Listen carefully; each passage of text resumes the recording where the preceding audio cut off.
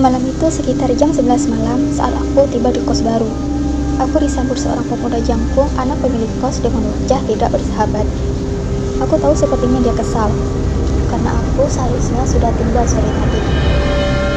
Maaf mas, baru sampai. Seperti yang saya bilang, tadi di tol macet parah. Mana koper yang mau saya bawa? Ujarnya tanpa meresponku. Aku menunjuk satu koper merah. Dia membawa dan berjalan lebih dulu, lalu aku mengikutinya. Jam malam di sini maksimal jam 10 ya, karena kau baru datang untuk hari ini akan dimaklumi, katanya lagi sambil naik tangga. Aku diam tak menjawab. Dia berhenti di depan kamar nomor 3A. Ini kamarmu dan ini kuncinya. Kalau listrik, air atau ada masalah lainnya, hubungi aku atau ibu. Aku mengangguk menerima kunci dan pemuda itu berlalu dari hadapanku. Aku baru sadar setelah pemuda itu pergi, jika ternyata kamar ini tidak terkunci. Pintunya bahkan tidak tertutup rapat. Tanpa pikir apa-apa, aku langsung masuk dan membawa serta koper-koperku. Aku merebahkan badanku ke kasur, cukup nyaman. Cahaya kamar ini sudah cukup remang meski lampu belum dinyalakan. Ada jendela besar yang mengarah ke kebun belakang kos. Perjalanan yang melelahkan membuatku malas beres-beres.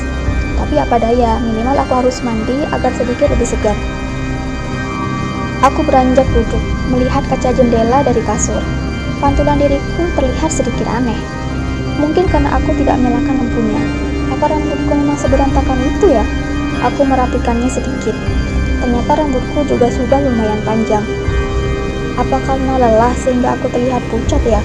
Aku meraba-raba wajahku.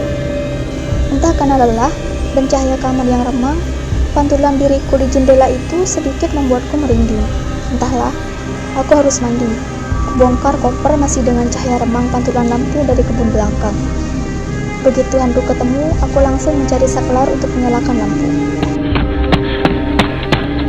Terdengar suara kaki tergesa dari luar yang semakin mendekat.